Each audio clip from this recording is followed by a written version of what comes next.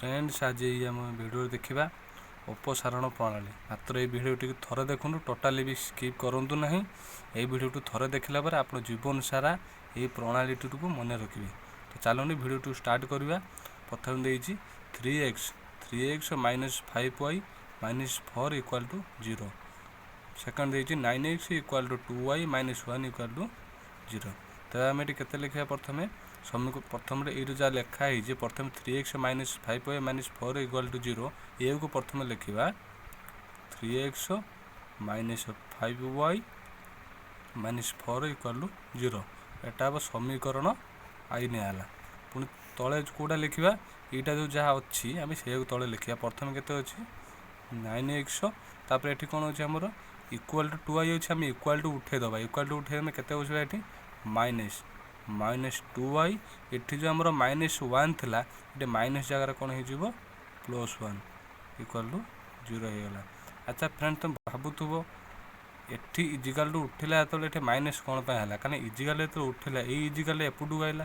तेणुक ये जो दुईटा संख्या इजिकाल पछू गला जेहेतु पछू गला ये जो प्लस 2 जो थी माइनस 2 है ये माइनस 1 थी प्लस 1 थी यहाँ अष्टम श्रेणी आप निश्चित भाव पढ़ते ये हूँ समीकरण 2y। तो परवर्ती क्वेश्चन देखा एटी देखते आगे एटी हूँ 3 एटी अच्छी 9 एटी जो 9 अच्छे आगे ये 9 आनिबा 9 गुणन समीकरण आई हम ये देखूँ 9 आम प्रथम कौटा गुणा ये सब जहाँ गुणा बैग 9 प्रथम के गुणा समीकरण आई हूँ यहाँ 9 आई गुणा 9 3 के 27 के 27x तापर 9 3 गुणा हो सारापर 9 5 9 5 हूँ 45 माइनस अच्छी माइनस 45 y तापर पुणी अच्छी माइनस 4 9 माइनस 4 बोले 9 चौ 36 माइनस 36 इक्वल टू 0 है। पुणी परवर्ती देखिए 9 9 उपर के 3 तब 3 गुणन समीकरण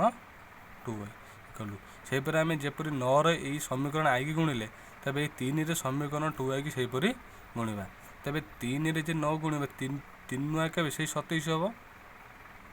27x माइनस 3 रो 2 गुणिले 3 दूने 6x माइनस 6x। तो फ्रेंड ये माइनस कहीं तो माइनस अच्छे ये तो 3 रे गुणिले 3 प्लस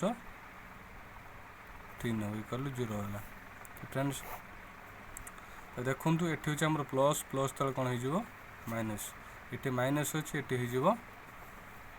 प्लस तब ये 27 27 कटिज तब देखूँ ये माइनस रहा ये माइनस रहा तो ये माइनस माइनस कौन हो गला ये जो आम प्लस था यहाँ कौन हो गला माइनस है तेणुक ये माइनस माइनस कौन हो प्लस हो 36 3 के 39 माइनस के 39 तब एटा होता माइनस एटा है प्लस तो प्लस माइनस कौन हो माइनस 45 के फेड़ा हम 6 45 रु 6 जब के 39x के माइनस 39 y सॉरी y। तो फिर देखूँ एटा माइनस 39y एटा माइनस 39 केमी फ्रेंड्स आम देखु भलसे देखूँ थोड़ा बुझुँ खाली टीपी दे कि हम नहीं तापर एटा इक्वल टू लिखा है minus 39y equal to minus 39 तब ये माइनस माइनस कौन है कटिगला y इक्वल के 39 बाई 39 तो ये 39 39 कटिगला के 1 है तो y रूल्य के बाहर 1। तेज परवर्ती धाड़ी कौन हो देखूँ समीकरण आई रे ये लिखा समीकरण आई रे y इक्वल टू 1 स्थापन कले